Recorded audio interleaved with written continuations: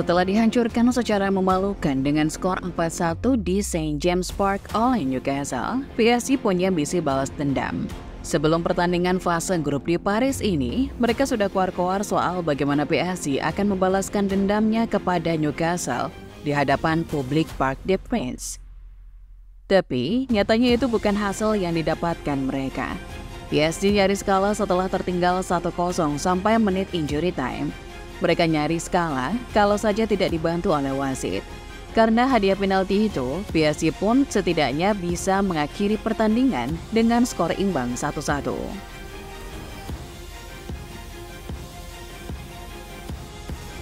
Sebelum pertandingan digelar, pemain PSG Vitinha mengatakan kalau para pemain PSG menyimpan rasa sakit hati yang mendalam dari kekalahan sebelumnya.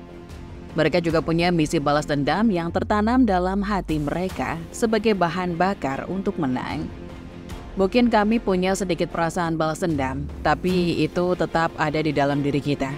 Kami akan tunjukkan permainan kami dan akan menang.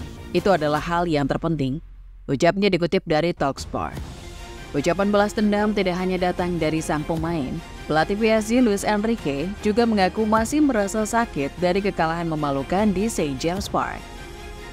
Ia bahkan mengaku sudah mempelajari teknik pressing Newcastle. Tapi yang terpenting, Luis Enrique percaya Parc des Princes punya tuannya sendiri. Ia berkata, bermain di Parc des Princes dan ditonton puluhan ribu penggemarnya sendiri akan membakar semangat para pemain. PSG memang menang di 6 pertandingan kandang terakhir mereka, sekaligus menciptakan 20 gol dalam periode tersebut. Tapi bukan pertanyaan lagi kalau PSG adalah unggulan di pertandingan ini.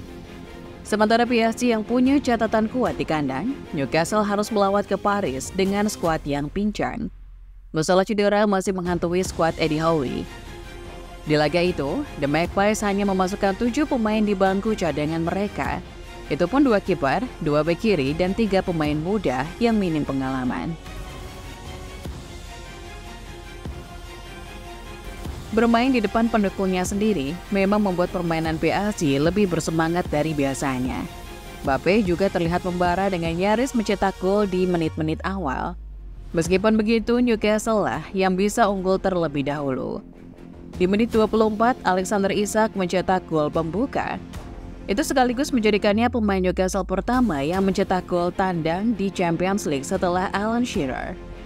Prediksi dari Luis Enrique sebelumnya nyatanya terbukti. Newcastle sangat baik dalam memanfaatkan intensitas mereka. Khususnya sepanjang babak pertama, Miguel Almiron dan Anthony Gordon bekerja sangat keras untuk membuat lapisan perlindungan di posisi fullback. Anak asuh Luis Enrique semakin frustasi. Awalnya, para pemain PSG meminta hadiah penalti setelah Achraf Hakimi terjatuh dari kontak Anthony Gordon. Tapi PSG akhirnya baru mendapatkan penalti di masa injury time di menit ke-98. Mbappe pun sukses mengeksekusi penalti tersebut.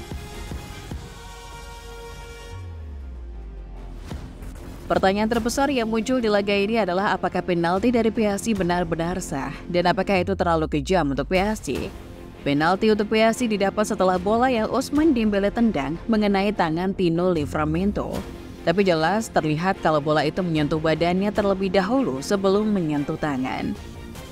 Meskipun kejadian itu jelas terlihat oleh wasit Simon Marciniak, tapi VAR tetap memanggilnya untuk meninjau tayangan ulang di monitor. Masalahnya, tayangan ulang di monitor itu hanya menampilkan bagian saat bola menyentuh tangan tanpa ada kontak dari badan.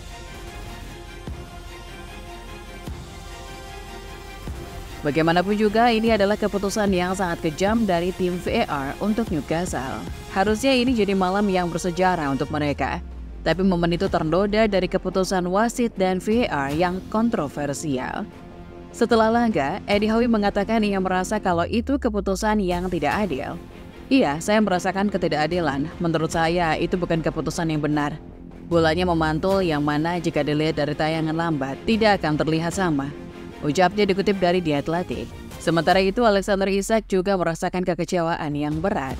Reaksi awal saya adalah percaya kalau itu bukan penalti. Rasanya itu terlalu dibuat-buat. Saya belum lihat rekaman ulangnya, tapi saya berharap keputusan wasit benar. Kini, masa depan Liga Champions Newcastle tidak lagi ada dalam kendali mereka. hanya tersisa 1 pertandingan dan mereka berada di posisi ketiga. Jika ingin lolos, maka Newcastle harus mengalahkan AC Milan di pertandingan kandang nanti, sambil berharap Dortmund yang sudah dipastikan lolos bisa mengalahkan PSG.